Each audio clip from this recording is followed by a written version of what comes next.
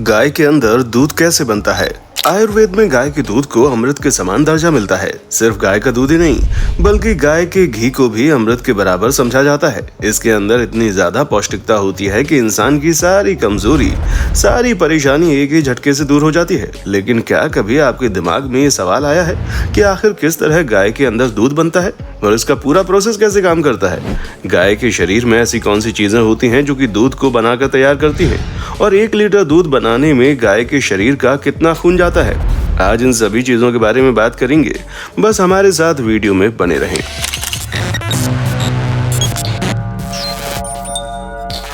अब ये बात तो आप भी जानते होंगे कि गाय के थनों में उसका दूध बनता है। असल में गाय का जो दिल होता है वहां से ब्लड और न्यूट्रिएंट्स उसके थनों तक आते हैं। उन्हीं न्यूट्रिएंट्स का इस्तेमाल करके थनों में दूध तैयार होता है। असल में ये गाय का खून से पोषक तत्वों को चूस लेता है। उन्हीं पोषक तत्वों को दूध बनाने में इस्तेमाल किया जाता है। दोस्तों, मिल्क वेन एक ऐसी नस होती है जो कि हर दूध देने वाले जानवर में पाई जाती है। जिस जानवर में ये नसें मोटी और उभरी हुई दिखाई देती हैं, वो जानवर ज्यादा अधिक दूध देता है। आप लोगों ने कई बार गाय में उभरी हुई नसें देखी होंगी जो कि पेट से निकलती हैं और पैरों तक आकर गायब हो जाती हैं। यही मिल्क वेन होती है जो थनों से खून को हार्ट तक ले जाती है, जिसके बाद हार्ट से ऑक्सीजनेटेड ब्लड धमनियों के द्वारा थनों में भेज दिया जाता है। यानी कि इस नस की मदद से दिल से निकलता हुआ खून थनों में पहुंच जाता है, जिसका सीधा सा मतलब होता है जिस गाय में ब्लड फ्लो अच्छा रहेगा उसके अंदर दूध भी अच्छा बनेगा और वो गाय दूध अच्छा देगी।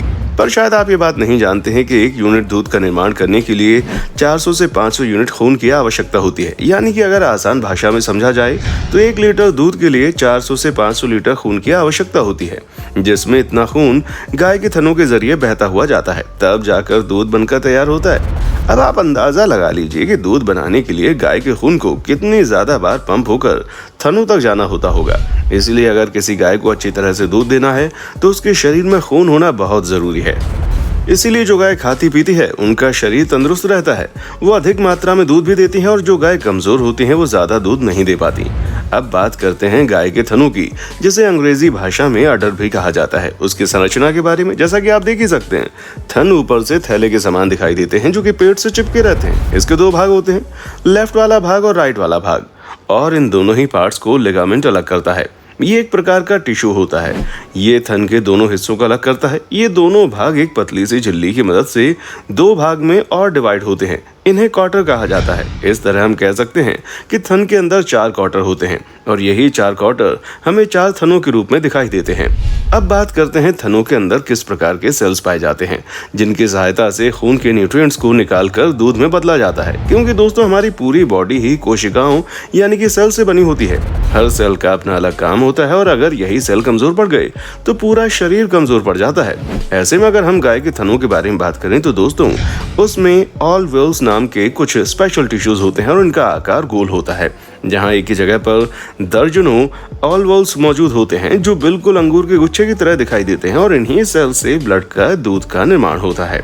जैसे कि आप देख रहे हैं, ये दिखने में बिल्कुल अंगूर के गुच्छे की तरह नजर आ रहे हैं। एक ऑलवेल्स लगभग 0.8 मीटर तक चौड़ी हो सकती है। इनसे एक नली जुड़ी होती है जिससे दूध निकलता है।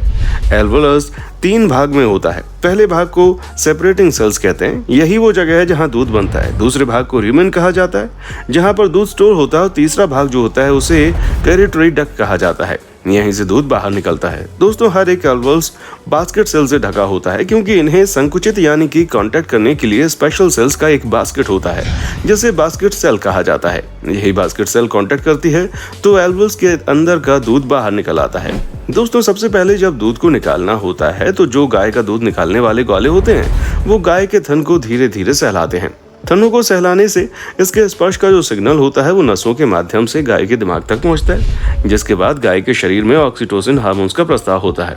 ऑक्सीटोसिन हार्मोन के प्रभाव से ऑलवेल्स जो सिकड़े होते हैं, जिससे दूध थन की नलिका में आ जाता है और वहां से थन के छेद द्वार बाहर निकलने लगते हैं। और आप ये जानकर हैरान हो जाएंगे कि गाय के शरीर में हर वक्त दूध बनता रहता है। यदि गाय का दूध सही समय पर निकाला जाता है तो दूध बनना बंद हो जाता है। इसलिए इसे समय पर निकालना बड़ा जरूरी है। अधिक दूध देने वाले पशुओं का दूध दिन में 3-4 बार हर 8 घंटे में निकालना पड़ता है।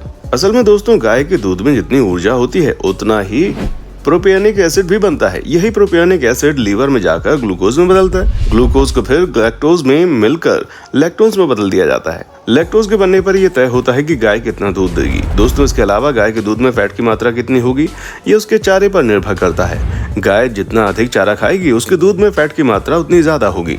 दोस्तों, अगर हम गाय और भैंस के दूध की तुलना करें तो भैंस के दूध में फैट की मात्रा ज्यादा होती है। इसी वजह से दिल के मरीजों या फिर बूढ़े लोगों को या बैठे बैठे काम करने वाले और मोटे लोगों को हमेशा गाय का दूध पीने की सलाह दी जाती है। उनसे भैंस का दूध दूर रखने को कहा जाता है, क्योंकि भैंस के दूध में ज्यादा फैट होता है और ये वजन को बढ़ाता है। लेकिन अगर आप वजन को घटाना चाहते हैं या फिर अपनी बॉडी में फैट की मात्रा कम रखना चाहते हैं तो उसके लिए आप गाय के दूध का ही सेवन करें। जबकि पतले दुबले और बढ़ते बच्चों को हमेशा भैंस का दूध पिलाने की सलाह दी जाती है, क्योंकि उसके अंदर ज्यादा फैट होता है जो उन्हें ज्यादा मात्रा में पौष्टिकता पहुंचाता है। ठीक इसी तरह जो भैंस के दूध का घी बनता है उसमें फैट अधिक मात्रा में होता है। इसीलिए लोग ज्यादातर गाय के घी का सेवन करना सही समझते हैं, क्योंकि ये अपने आप में ही शरीर को मजबूत बनाने और ताकत देने के लिए जाना जाता है। लेकिन इसके अलावा भी इसमें मौजूद फैट चर्बी को भी बढ़ा देता है और उसी चीज से बचने के लिए थोड़ा कम घी खाना पसंद करते हैं। लेकिन अगर आप हेल्थ कॉन्शियस हैं, यानी कि आपको ज्यादा मोटा वगैरह नहीं होना है, तो आप गाय के दूध का घी ले सकते हैं। लेकिन अगर आप बिल्कुल देसी इंसान हैं और आपको फर्क नहीं पड़ता आप मोटे हो रहे हैं या पतले, बस आपको बढ़िया चीज खाने से मतलब है, तो भैंस के दूध से बनने वाला घी आपके लिए बिल्कुल परफेक्ट रहेगा।